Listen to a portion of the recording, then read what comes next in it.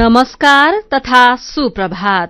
उज्यालो radio नेटवर्कसँगै उज्यालो online र mobile एप्लिकेशनबाट एकसाथ प्रसारण भइरहेको काया कैरनमा तपाईंलाई साथी मदन पौड्यालसँगै दिपा तिमल सिन्हाको स्वागत छ। आज 2079 साल मंगिर 11 गते आइतबार मंगिर शुक्ल पक्षको चतुर्थी तिथि सन् 2022 नोभेम्बर 27 तारिक।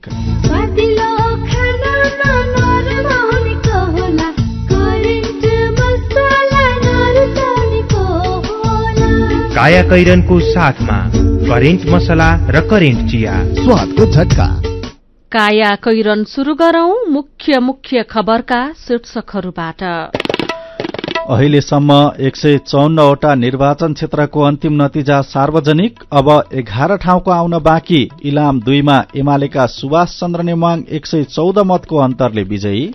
नयाँ सरकार गठनका लागि सत्ता गठबन्धनमा आबद्ध दल गृह कार्यमा। अबको सरकारलाई नागरिकको आशा पूरा गर्नुपर्ने दबाव। विकाससँगै नागरिकको समस्या समाधानलाई प्राथमिकता दिनुपर्नेमा धेरैको मत। जनताका समस्या बुझ्ने र विकास प्रेमी सरकार होस्, त्यही हो। कानूनी प्रक्रियामा मात्रै भएर भएन, त्यसलाई चाहिँ लागू पनि हुनु पर्यो। त्यस्तो सरकार आउनु पर्यो जसले लागू गरोस्। काम गर्नै पर्ने वातावरण बनाउनु पर्यो। स्वरोजगार र विदेशिएका कामदार पनि सामाजिक सुरक्षा कोषमा जोडिँदै। अनौपचारिक क्षेत्रका श्रमिकको योगदान रकममा सरकारको योगदान।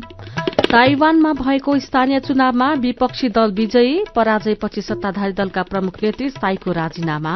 र विश्वकप फुटबलमा अर्जेन्टिनाले मेक्सिकोलाई हरायो। डेनमार्कलाई पराजित गरी फ्रान्स अन्तिम 16 मा। वैदेशिक रोजगार न्याय सम्बन्धी जानकारी। वैदेशिक रोजगारमा जाने व्यक्ति ठगिएमा वा शोषणमा परेमा वैदेशिक रोजगार विभागमा वा आफ्नो जिल्लाको जिल्ला प्रशासन कार्यालयमा निवेदन दिनुपर्दछ। वैदेशिक रोजगार ठगी गर्ने व्यक्तिलाई 3 वर्षदेखि 7 वर्षसम्म कैद र 3 लाखदेखि 5 लाख रुपियाँसम्म जरिवाना सजाय हुन्छ। वैदेशिक रोजगारमा ठगिएको व्यक्तिले बुझाएको रकम र त्यसमा थप 50% हर्जना सहितको रकम पीड़कबाट फिर्ता पाउँछन्। वैदेशिक रोजगार ठगीको विषयमा जहिले पनि उजुरी लाग्दछ। क्षतिपूर्तिसँग सम्बन्धित उजुरी 1 वर्षभित्रमा दिनुपर्दछ।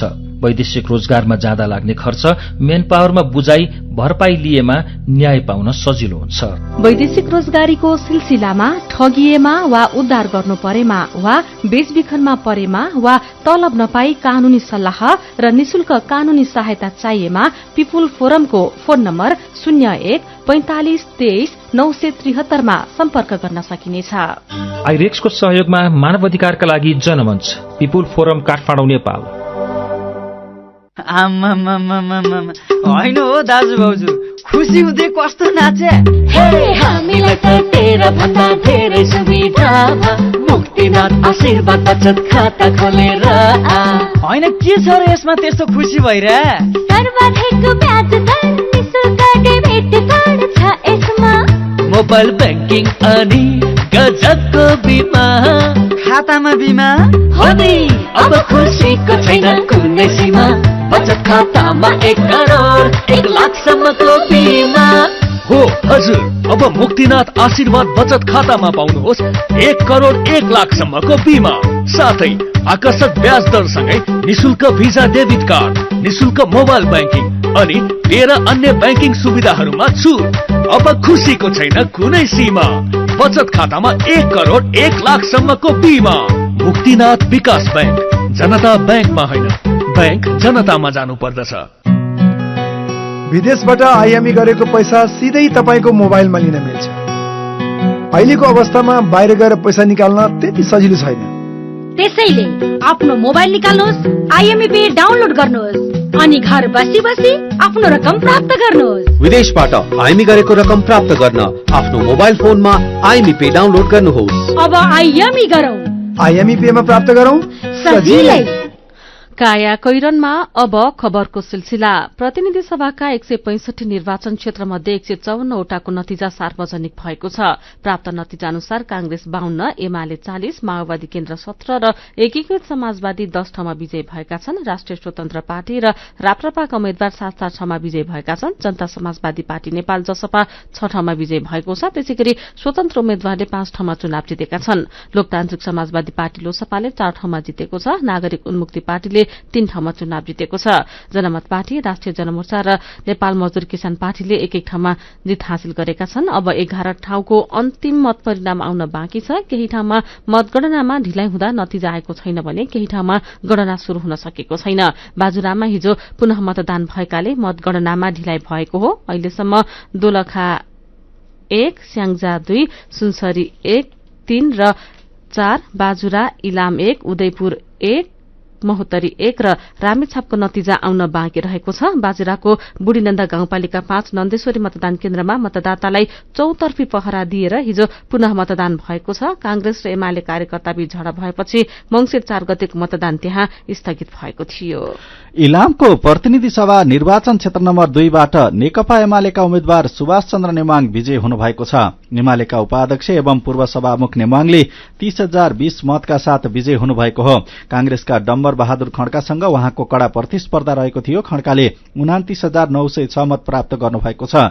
नेमाङ जम्मा 114 मत अन्तरले विजयी हुनुभएको छ। यसैगरी धनुषा 1 मा जनता समाजवादी पार्टीका दीपक कार्की विजयी हुनुभएको छ। उहाँले 27,431 मत प्राप्त गर्नुभएको छ। उहाँका प्रतिस्पर्धी मातृका प्रसाद यादवले 21,483 मत पाउनुभयो। यस्तै जनमत पार्टीका किशोरी शाह कमलले 14,467 मत ल्याउनु भएको छ। मोरङको निर्वाचन क्षेत्र नम्बर 1 मा नेपाली कांग्रेसका डिगबहादुर लिम्बू निर्वाचित हुनुभएको छ। निर्वाचन कार्यालयका अनुसार लिम्बूले 27,297 मत प्राप्त गर्नुभएको छ। उहाँका प्रतिस्पर्धी नेकपा एमालेका घनश्याम खतिवड़ाले 26,867 मत प्राप्त गर्नुभएको छ।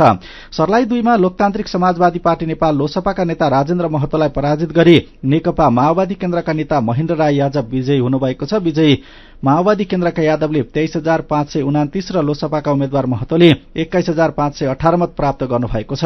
यसैगरी सुनसरी 2 मा नेकपा एमालेका उम्मेद्वार भीमप्रसाद आचार्य विजयी हुनुभएको छ। आचार्यले नेपाली कांग्रेसका सीताराम मेहतालाई 5,950 मतान्तरले पछि पार्दै विजयी हुनुभएको हो। प्रतिनिधि सभा अन्तर्गत रूपन्देही 3 मा गृहमन्त्री बालकृष्ण खाँडलाई पराजित गरी राष्ट्रिय प्रजातन्त्र पार्टीका दीपक बोहरा विजयी हुनुभएको छ। विजयी राप्रपाका बोहराले 36,717 मत प्राप्त गर्नुभएको छ भने उहाँका प्रतिस्पर्धी कांग्रेस नेता एवं गृहमन्त्री खाँडले 34,036 मत प्राप्त गर्नुभएको छ। मुगुमा नेपाली कांग्रेसका उम्मेद्वार ऐन बहादुर साई विजयी हुनुभएको छ।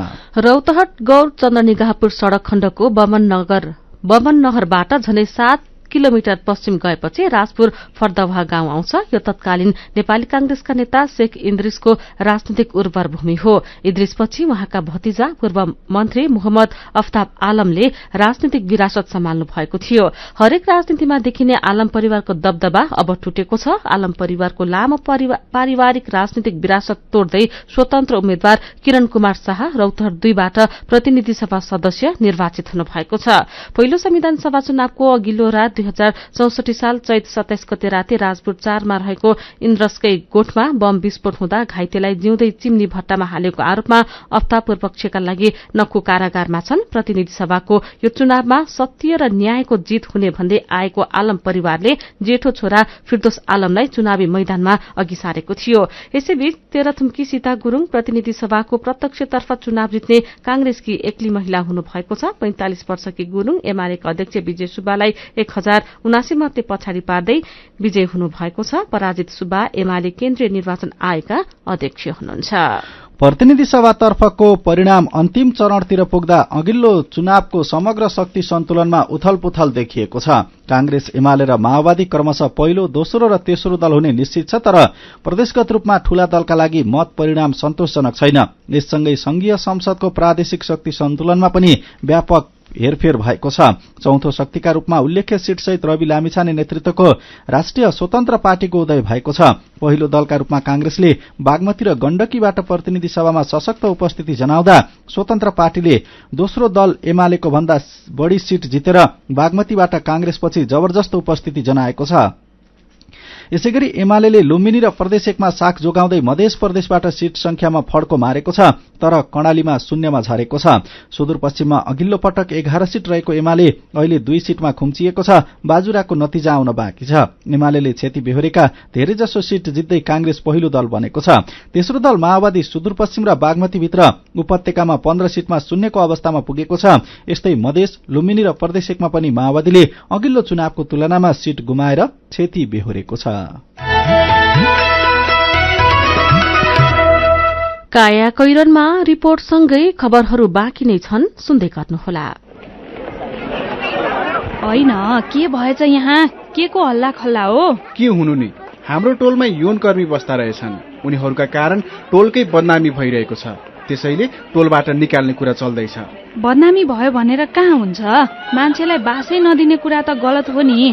उनीहरू पनि हामी जस्तै मानिस हुन् अनि कसैका आफन्त र नातेदार हुन्। त्यसो भनेर कहाँ हुन्छ? हाम्रो टोलकै बेइज्जत भइरहेको छ। अब हामीले पनि कुरा नबुझ्ने हो भने उनीहरूको मर्का कसले बुझ्छ? यौनकर्मी पनि त हाम्रै समाजका अंग हुन्। उनीहरू यस देशका नागरिक पनि हुन्। तपाईँ हामी हरेक नागरिकले जस्तै स्वास्थ्य, शिक्षा, समानता र मानवीय सम्मान पाउनु उनीहरूको पनि हक हो। सम्मानपूर्वक बाँच्न पाउने उनीहरूको अधिकार हामी कसैले पनि खोज्न र हनन गर्न मिल्छ र मिल्दैन नि। त्यसैले यस्तो गलत काम नगरौं। गलत काम नगर्नु र गलत हुन नदिनु तपाईँ हामी सबैको कर्तव्य हो। यौनकर्मी महिलाको हक हित संरक्षणको लागि जागृति महिला महासंघ, दिगो सामाजिक विकासको लागि मित्रता स्वासा नेपाल तथा स्वासा साउथ एसियाको सहकार्यमा जारी सन्देश। सुरक्षित र समृद्ध होस् जिन्दगीको सेरोफेरो, भोलिको लागि सोच्नु पर्ने कर्तव्य हो तिम्रो मेरो। दुःख हुन भोलिलाई बिमा गरौँ है, नेशनल लाइफ इन्सुरेन्समा बिमा गरौँ है। विगत 35 वर्षदेखि सञ्चालनरत नेपालकै पहिलो अग्रणी जीवन बीमा कम्पनी, नेपाल सरकारको पूर्ण स्वामित्व रहेको राष्ट्रिय वाणिज्य बैंक प्रवर्धक रहेको national life insurance company, Ajimpat, Kathmandu. Nepal सरकार, भूमि व्यवस्था, सहकारी तथा गरिबी निवारण मन्त्रालय, समस्याग्रस्त सहकारी व्यवस्थापन समितिको कार्यालय अनामनगर काठमाडौँबाट ओरिएन्टल कोअपरेटिभ लिमिटेडका बचतकर्ताहरूले मागदावी अध्यावधि गर्ने बारेको अत्यन्त जरुरी सूचना। नेपाल सरकारबाट समस्याग्रस्त घोषित ओरिएन्टल कोअपरेटिभ लिमिटेड सहकारी संस्थामा रकम जम्मा गर्ने बचतकर्ताहरूले मिति 2079 मंसिर 9 मा सूचना प्रकाशित भएको मितिले 15 दिनभित्र यस कार्यालयको वेबसाइट www.coopmc.gov.np मा गई अनलाइन आवेदन मार्फत मागदावी अध्यावधि गर्न सहकारी ऐन 2074 को दफा 112 बमोजिम यो सूचना प्रकाशित गरिएको छ। खुशी छरिन्छ घरैभरि, साथ हिमस्टार सधैँभरि। विश्वासको छ नाता, सन्तुष्टिको छ वाचा, छ हिमस्टार जीवनभरि, छ हिमस्टार जीवनभरि। हरेक घरमा जब हुन्छ हिमस्टार, खुशियाली छाउँछ अपार। हिमस्टार, जसलाई म आफ्नो भन्न सक्छु। नेपाल बैंकको डबल धमाका, सबलाई हुन्छ फाइदा। पाइन्छ 2 गुणा प्रतिफल मात्र, 5 वर्ष 9 महिना 29 दिन। नेपाल बैंक डबल धमाका मुद्दती खाता हुन्छ सावा रकम दोब्बर 5 वर्ष 9 महिना 29 दिनमा। साथै नेपाल बैंक डबल धमाका रेमिट्यान्स मुद्दती खाता पाइन्छ सावाको 2 गुणा रकम 5 वर्ष 5 महिनामा। समय सँगै अघि बढ्दै नेपाल बैंक लिमिटेड, नेपालको पहिलो बैंक। उज्यालो रेडियो नेटवर्कसँगै उज्यालो अनलाइन र मोबाइल एप्लिकेशनमा प्रसारण भइरहेको काया कैरनमा तपाईंलाई फेरि स्वागत छ। यतिन्जेल हामीले 154 निर्वाचन क्षेत्रको अन्तिम नतिजा आउँदा कांग्रेस 52 क्षेत्रमा निर्वाचित, एमाले र माओवादी केन्द्र क्रमशः दोस्रो र तेस्रो स्थानमा, इलाम 2 मा 114 मतको अन्तरले एमालेका सुभाष चन्द्र नेमुवाङको जित, रूपन्देही 3 मा गृहमन्त्री बालकृष्ण खाँडलाई पराजित गर्दै राष्ट्रिय प्रजातन्त्र पार्टीका दीपक बोहरा विजयी। अब 11 ठाउँको अन्तिम नतिजा आउन बाँकी लगायतका खबर प्रस्तुत गर्यौं। अब बाँकी खबर। सरकार गठनका लागि गठबन्धनमा आबद्ध दलका शीर्ष नेताले गिरेकार्य थालेका छन्। चुनावमा अपेक्षाकृत नतिजा नआएको र बहुमतको सुनिश्चितता भइ नसके पनि शीर्ष नेताले चुनावी समीक्षा र सम्भावित भावी सरकार समीकरणमाथि गृह कार्य थालेका हुन्। चुनावको धेरैजसो मत परिणाम सार्वजनिक भएपछि कांग्रेस सभापति शेरबहादुर देउवा र माओवादी केन्द्रका अध्यक्ष पुष्पकमल दाहाल प्रचण्डबीच हिजो भेटवार्ता भएको छ। चुनावपछि यो उहाँहरूको पहिलो भेटवार्ता हो। स्रोतका अनुसार दुवै नेता वर्तमान सत्ता गठबन्धनलाई निरन्तरता दिने पक्षमा देखिनु भएको छ। अहिलेसम्म बनेको सरकारले जे जस्तो काम गरे पनि अब बन्ने नयाँ सरकार विकास प्रेमी, नागरिकको समस्या बुझ्ने र त्यसको समाधान निकाल्न सक्ने हुनुपर्छ भन्नेमा धेरैको मत रहेको छ। महेश गेवालीको रिपोर्ट।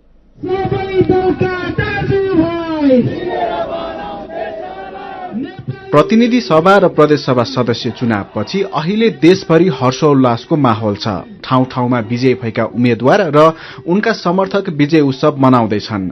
धेरै नागरिक आफूले सोचे जस्तो प्रतिनिधि पाउँदा खुशी छन्, तर केही चाहेको प्रतिनिधि विजय नहुँदा दुखी पनि छन्। ललितपुरको लोबु बस्ने सुषमा अर्याल पनि आफूले चाहेको उम्मेद्वारले चुनाव जित्दा निकै खुशी हुनुहुन्छ। अहिलेसम्म जसको सरकार आए पनि देशको अवस्था उस्तै रह्यो।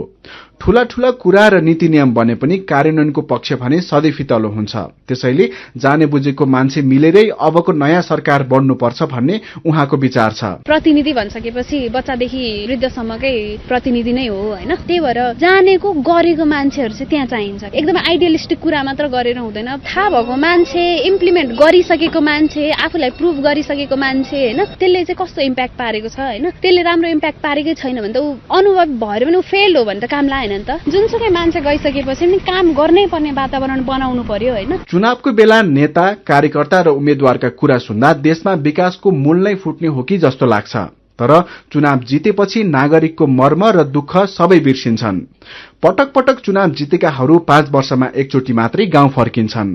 दूर दराजका ठाउँमा त बिजुली, बाटो, शिक्षा, स्वास्थ्य लगायतका धेरै आधारभूत आवश्यकता पनि पुगेका छैनन्। राजधानी सँगै जोडिएका जिल्लाहरूमा पनि उस्तै समस्या छ। शिक्षा, स्वास्थ्य, रोजगारी लगायतका विकासका धेरै काम अधुरै छन्। काम गरेर देश र नागरिकलाई खुशी बनाउन सक्ने सरकार बन्नुपर्ने धादिङका विनोद अधिकारी बताउनुहुन्छ।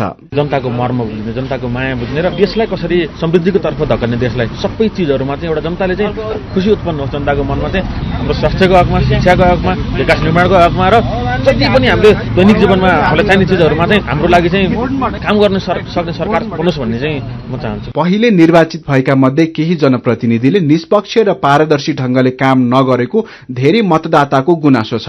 पूरा गर्न नसकिने प्रतिबद्धता जनाएर नागरिकलाई ठाट्ने काम मात्रै भयो। दल र उम्मेद्वारले घोषणा पत्रमा भने अनुसार काम गर्न सके नागरिकमा प्रतिनिधिप्रति विश्वास बढ्छ र उत्साह पनि पछिसम्मै रहन्छ।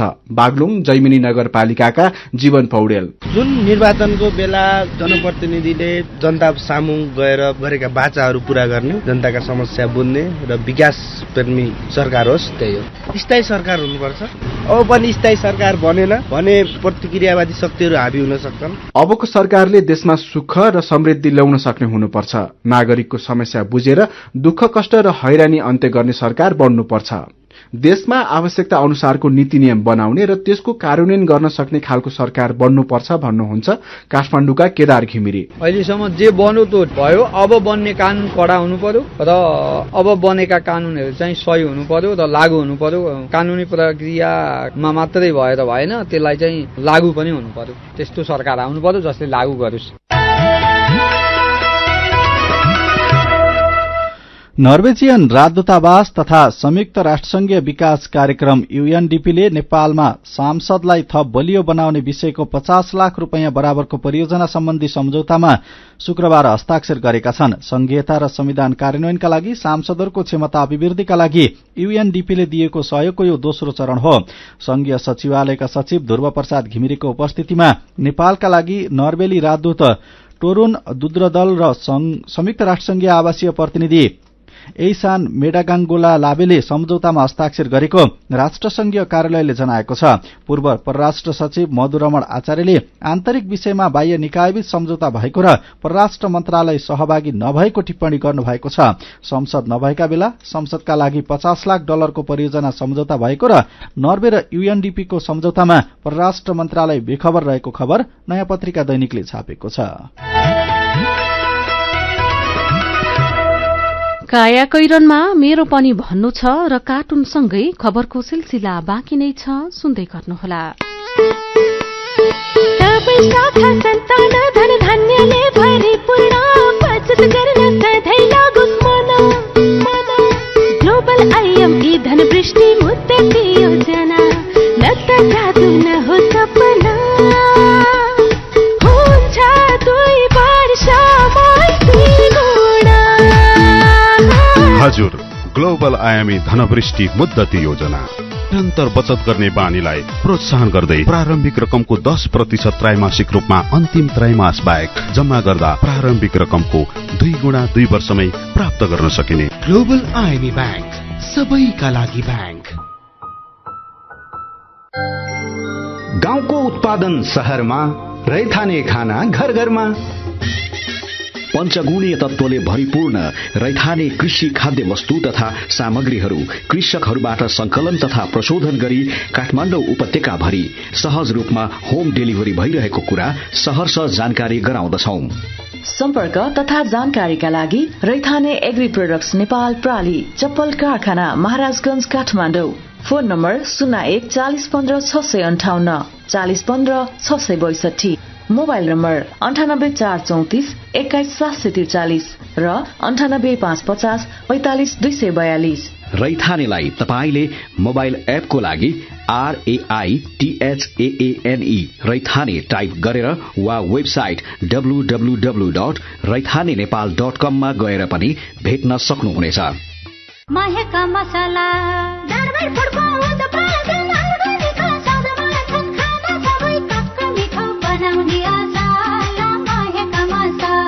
दरबार फूड्सको महेक मसाला दरबार ब्रान्डका नमकीन भुजिया र दाल मोठहरू अब अन्तर्राष्ट्रिय स्वादमा सर्वत्र उपलब्ध छ। नेपाली मनको चाहना, राष्ट्रियताको भावना। Royal taste with darbar food, a quality product of Manokamana group.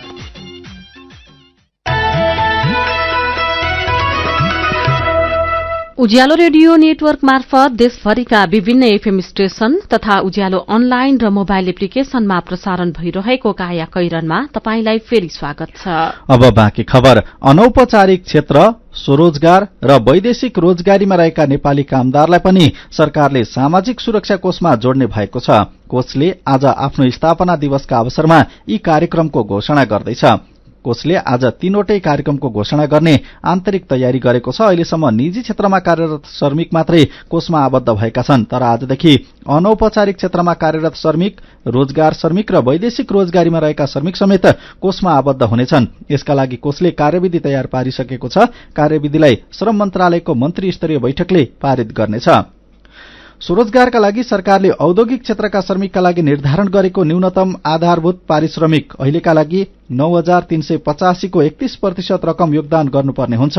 स्वरोजगार व्यक्तिले चाहेमा यो रकमको बढ़ीमा 3 गुणासम्म कोषमा योगदान गर्न पाउन सक्नेछन्। यो योजना अनुसार स्वरोजगार व्यक्तिले स्वास्थ्य उपचार सुविधा वार्षिक 1 लाख रुपैयाँसम्म, मातृत्व सुरक्षा अन्तर्गत 15,000, शिशु स्याहार खर्च, सुत्केरी स्याहारका लागि 98 दिन बराबरको पारिश्रमिक र दुर्घटना भएमा उपचारका लागि 7 लाख रुपैयाँसम्म कोषले भुक्तानी गर्नेछ।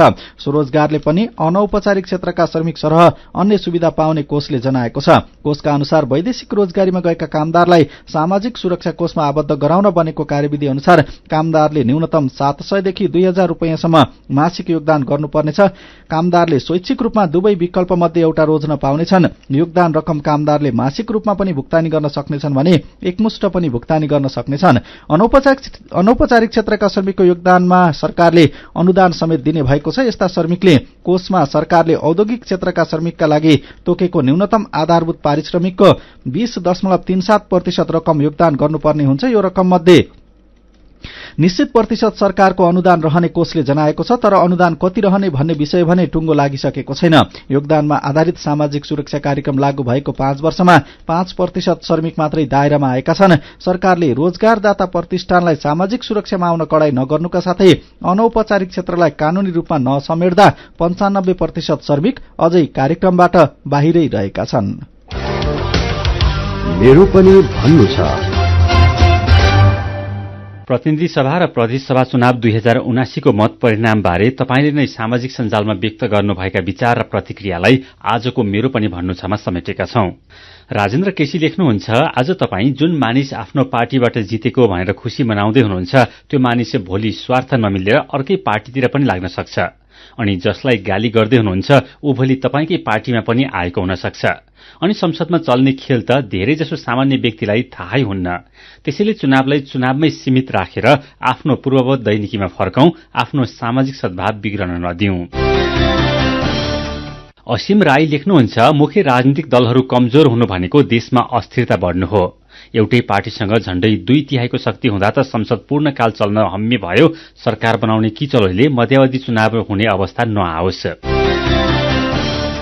पशुपति पोखरेल लेख्नुहुन्छ, अहिले नै मध्यावधि चुनावको कल्पना त नगरौं, तर यस्तो किसिमको जनमतले संसद अस्थिर हुने पक्का छ। 5 वर्षमा थुप्रै प्रधानमन्त्री र मन्त्रीहरू प्राप्त होलान् जस्तो छ। अनि केही ठाउँमा मतगणना सकिने बेला शुरू भएको चुनाव धाँधलीको चर्चाबारे उषा कार्की लेख्नुहुन्छ, चुनावमा अनेक कुरा हुन्छन् जुन धेरैलाई थाहै हुन्न। शक्तिशाली पक्षले कालोलाई सेतो र सेतोलाई कालो बनाउँछ भन्ने पनि सुनिन्छ। त्यसैले सबैले सचेत अपनाउनुपर्छ। अनि कतिपय हारको पीडामा पनि धाँधलीको चर्चा गर्छन्। विचारको लागि तपाईंलाई धन्यवाद। मेरो पनि भन्नु छ। मेरो पनि भन्नु छ प्रस्तुत गर्दै हुनुहुन्थ्यो साथी भोजेन्द्र बस्नेत। काया कोइरनमा अब विदेशको खबर। ताइवानको प्रमुख विपक्षी दल कुमोमिन्ताङ केएमटीले स्थानीय चुनावमा विजय हासिल गरेको छ। विपक्षी दलले जितेसँगै ताइवानको सत्ताधारी दल डेमोक्रेटिक प्रोग्रेसिभ पार्टी डीपीपी की नेत्री त्साईले अध्यक्ष पदबाट राजीनामा दिनुभएको छ। हिजो भएको स्थानीय चुनावमा आफ्नो दलले अनपेक्षित पराजय भोगेपछि नेत्री त्साईले सत्तारूढ़ दलको प्रमुख पदबाट राजीनामा दिनुभएको समाचार संस्था एएफपीले जनाएको छ। अब खेल खबर। विश्वकप फुटबलमा समूह चरणको दोस्रो खेलमा अर्जेन्टिनाले मेक्सिकोलाई हराएको छ। कतारको लुसेल मैदानमा भएको खेलमा अर्जेन्टिनाका लागि कप्तान लियोनल मेस्सी र एन्जो फर्नान्डेजले गोल गरे। मेस्सीले खेलको 64औं मिनेटमा र फर्नान्डेजले 87औं मिनेटमा गोल गरे। हिजो भएको समूह सी को अर्को खेलमा पोल्याण्डले साउदी अरेबियालाई पराजित गरेको छ। पोल्याण्डका कप्तान रोबर्ट लेवान्डोस्की र पीटर जिलेस्कीले 1-1 गोल गरे। विश्वकप फुटबल समूह डी को खेलमा फ्रान्सले डेनमार्कलाई 2-1 गोलले हराएको छ। जितसँगै फ्रान्स अन्तिम 16मा प्रवेश गर्ने पहिलो टोली समेत बनेको छ। फ्रान्सको जितमा फरवार्ड किलियन एम्बापेले 2 गोल गरे। उनले खेलको 61औं र 86औं मिनेटमा गोल गरे। 68औं मिनेटमा डेनमार्कका आन्द्रेस क्रिस्टेन्सनले गोल गरे पनि जितका लागि पर्याप्त भएन। यस्तै विश्वकप फुटबल अन्तर्गत हिजो भएको पहिलो खेलमा समूह डीमा रहेको अस्ट्रेलियाले ट्युनिसियालाई हराएको छ। कतारको अल जानौब रंगशालामा अस्ट्रेलियाका लागि खेलको 23औं मिनेटमा मिचेल डुकले गरेको गोल नै निर्णायक भयो।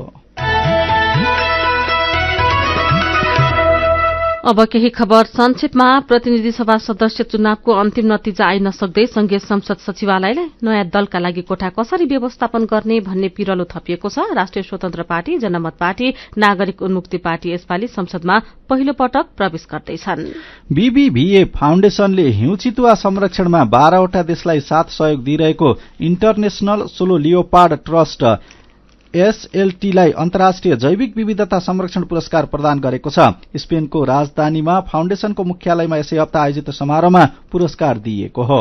कम्पनीको संख्या घटाएर गुणस्तर बढ़ाउने उद्देश्य विपरीत 7 प्रदेशमा नयाँ इजाजत पत्र लाइसेन्स वितरण गर्ने प्रक्रिया नेपाल बीमा प्राधिकरणले अन्तिम चरणमा पुर्याएको छ। प्रतिनिधि र प्रदेशसभाको चुनाव अघि नै लघु बीमा लाइसेन्स वितरण गर्ने प्राधिकरणको योजना रहे पनि त्यसमा चासो राख्दै निर्वाचन आयोगले पत्र पठाएपछि त्यो प्रक्रिया रोकिएको थियो। यताको वर्षाका कारण विभिन्न राजमार्गका 13वटा सड़क खण्ड स्थायी रूपमा अवरुद्ध भएका छन्। दशैं यता अर्थात मनसून सिजनको अन्तिम चरणमा भएको वर्षाले बाढ़ी पहिरोका कारण विभिन्न राजमार्गका 49 सड़क खण्ड अवरुद्ध भएका थिए। त्यसमध्ये 13 सड़क खण्ड स्थायी रूपमा अवरुद्ध भएको देखिएको छ। अमेरिकी फोटोग्राफर कितिया पाब्लोस्कीले सगरमाथा र पुमोरी हिमालका आसपास पुगेर खिचेको भनिएको हिउँ चितुवाका केही अभूतपूर्व तस्विरहरू सम्पादित वा फेक अर्थात झुटो भएको दावी गरिएको छ। यस्तो दावी आएपछि उनले सामाजिक सञ्जालबाट आफ्ना युजर डिएक्टिभ गरेकी छिन्। 1 वर्षमा नेपाल सरकारको सम्पत्ति 50 अर्ब रुपैयाँले बढेको छ। सार्वजनिक सम्पत्ति व्यवस्थापन प्रणालीमा आर्थिक वर्ष 78-79 सम्ममा सरकारको सम्पत्ति 1 खर्ब 50 अर्ब 95 करोड़ 91 लाख रुपैयाँ प्रविष्ट भएको छ, जुन आर्थिक वर्ष 77-78 मा प्रविष्ट भएको सम्पत्तिको तुलनामा 50 अर्ब 15 करोड़ रुपैयाँले धेरै हो। काया कैरनमा अब पालो उखानको। 100 गोठाला 200 सल्लाह। उखानसँगै हामी काया कैरनको अन्त्यमा आइपुगेका छौं। आजका मुख्य खबर फेरि एकपटक। अहिलेसम्म 154 वटा निर्वाचन क्षेत्रको अन्तिम नतिजा सार्वजनिक। अब 11 ठाउँको आउन बाँकी। इलाम 2 मा एमालेका सुभाष चन्द्र नेवाङ 114 मतको अन्तरले विजयी। नयाँ सरकार गठनका लागि सत्ता गठबन्धनमा आबद्ध दल गृह कार्यमा। अबको सरकारलाई नागरिकको आशा पूरा गर्नुपर्ने दबाव। विकाससँगै नागरिकको समस्या समाधानलाई प्राथमिकता दिनुपर्नेमा धेरैको मत। स्वरोजगार र विदेशिएका कामदार पनि सामाजिक सुरक्षा कोषमा जोडिँदै अनौपचारिक क्षेत्रका श्रमिकको रकममा सरकारको योगदान। ताइवानमा भएको स्थानीय चुनावमा विपक्षी दल विजयी। पराजयपछि सत्ताधारी दलका प्रमुख नेत्री साईको राजीनामा। र विश्वकप फुटबलमा अर्जेन्टिनाले मेक्सिकोलाई हरायो। डेनमार्कलाई पराजित गरी फ्रान्स अन्तिम 16 मा। र अन्त्यमा आजको कार्टुन। आज हामीले रवि मिश्रले बनाउनु भएको कार्टुन लिएका छौं। चुनावको पछिल्लो मत परिणामले मतदाताले विकल्प खोज्न थालेका देखाएको छ। नयाँ दलको उदयसँगै पुराना दललाई धक्का लागेको छ। आजको कार्टुन यही विषयसँग सम्बन्धित छ। कार्टुनमा पुराना दलका एक नेता बिरामी परेका छन्। उनी अस्पतालको शैय्यामा सुतिरहेका छन्। बिरामी आफूलाई डेंगी भएको हो भनेर डाक्टरलाई सोध्छन्। अनि जवाफमा डाक्टर भन्दैछन्, डेंगी होइन, ड्याङ्ग भएछ, घण्टको संक्रमण, बानी नसुधारे शंख नै बज्ने खतरा छ। आजको काया कैरन सकिएको छ। उज्यालो मोबाइल र अनलाइनमा प्रसारण भइरहेका रेडियो र अनलाइनका सामग्री भाइबरमा पनि उपलब्ध छन्। काया कैरनबाट प्राविधिक साथी प्रवीण श्रेष्ठसँगै हामी पनि बिदा माग्छौं। चिसो बढे पनि डेंगी संक्रमणको जोखिम कायमै रहेकाले लामखुट्टेको टोकाइबाट बचौं। नमस्कार।